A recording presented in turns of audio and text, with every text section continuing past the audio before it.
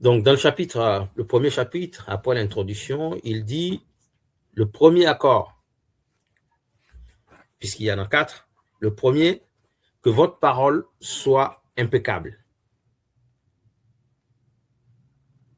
Et il explique impeccable vient du mot latin, ça veut dire sans péché. Votre parole est votre pouvoir de création.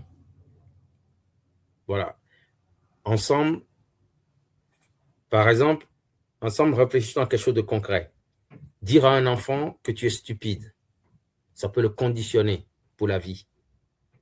Et c'est pas faux. Moi, j'ai vu beaucoup de parents insulter leurs enfants, les dénigrer. Tu ne vaux rien, tu es bête.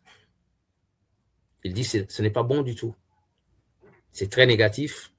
Et il continue, il nous raconte l'histoire d'une femme libérée d'une malédiction émotionnelle, simplement en comprenant qu'une opinion n'était pas une vérité.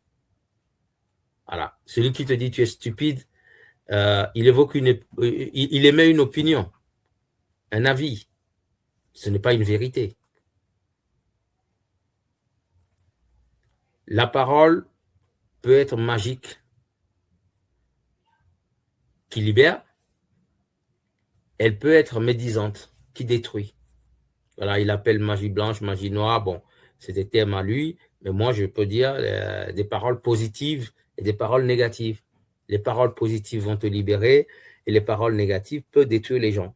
Donc, ayez des paroles impeccables.